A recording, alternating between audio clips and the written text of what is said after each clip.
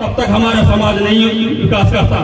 अब मैं आप लोगों को पूछना चाहता हूं गांव ओदा के रहने वालों को कि आप खेती करते हैं और खेती में जो है चुन का चावल, बारीक से बारीक चावल आप उत्पादन करते हैं, लेकिन आप रोज बारीक चावल नहीं खा सकते। लेकिन जो है बड़े उच्च जो कुछ काम नहीं किया, लेकिन वो रोज बारीक का चावल करता है। ऐसे क्या कमी है आपके पास?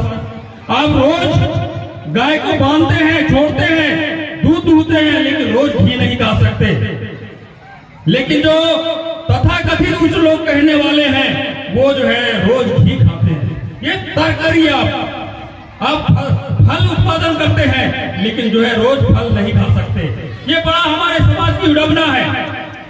भाग्य और भगवान वाली विचारधारा में हमारे समाज को उलझा दिया गया है। अब भारत देश में संविधान लिखा गया, डॉक्टर भीमराव अम्बेडकर ने और उनके साथियों ने बहुत सारे संविधान में हमारे राइट्स दिया।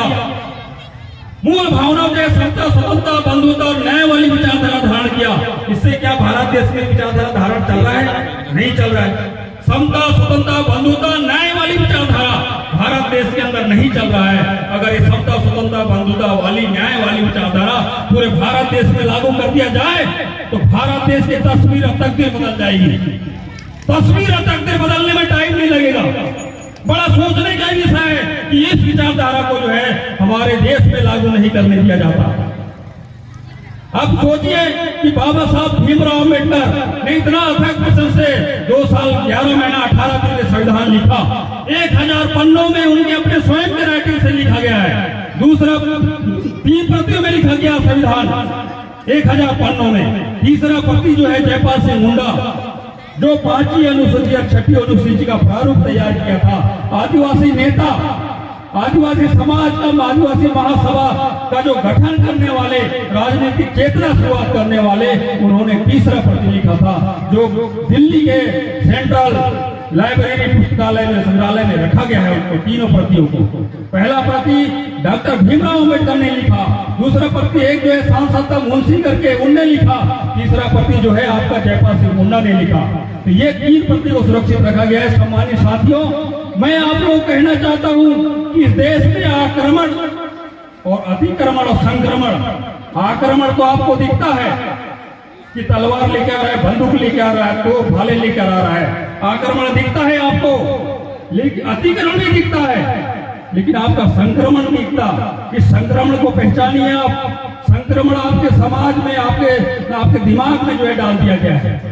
इससे आपका समाज विकास नहीं हो पाता। अब राजनीति की बात करेंगे तो हमारे क्षेत्र के जनप्रतिनिधि लोग, चाहे सरपंच हो, चाहे विधायक हो, चाहे जो है सांसद हो, जब चुनाव होता है तो 15 दिन के लिए, चुनाव के समय 15 दिन के लिए ऐसा होता है कि अपने घर घर जाते हैं।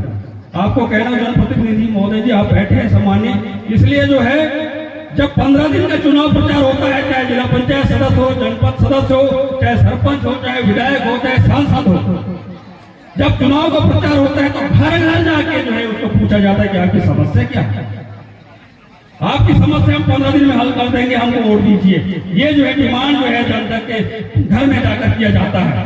लेकिन 15 दिन चलता है, एक मौसमी पौधे के समान होता है।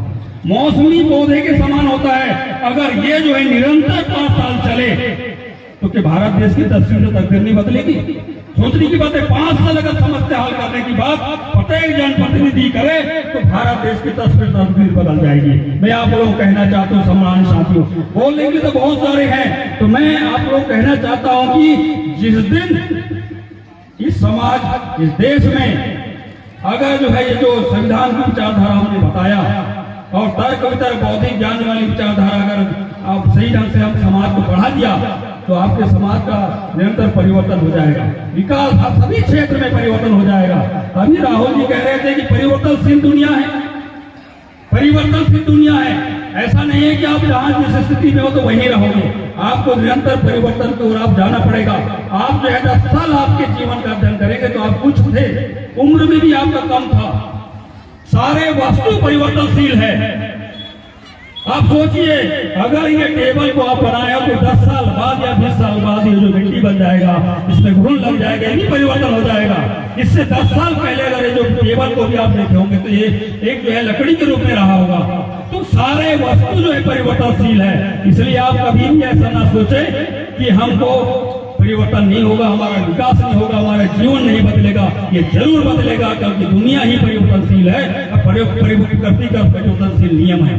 तो मैं ज्यादा नहीं कहूंगा, कहने के लिए बहुत सारे हैं। तो किसी महापुरुष ने कहा है कि हमारा आदमी चाहे एसटी का हो, चाहे एससी का हो, चाहे ओबीसी का हो, चाहे अन्य जितने भी समाज के हो, जो है गुस्से होकर कर काम करते हैं, चिढ़ कर काम करते हैं। तो इसी को किसी महापुरुष ने कहा है, इससे जो है आपका समाज पिछड़ जाता है। तो किसी महापुरुष ने कहा है, खुशी के लिए काम करने से खुशी नहीं मिलती, खुशी के लिए काम करने से खुशी नहीं मिलती, खुश होकर काम करने से खुशी और सफलता दोनों मिलती है। तो मैं आप लोग कहना चाहता हूं कि जब भी काम करें तो खुश होकर काम करें। इन्हीं शब्दों के साथ अपना शब्दों को विराम देता हूं। जय जोहार, जय आदिवासी, जय घंटे मामा, जय संविधान।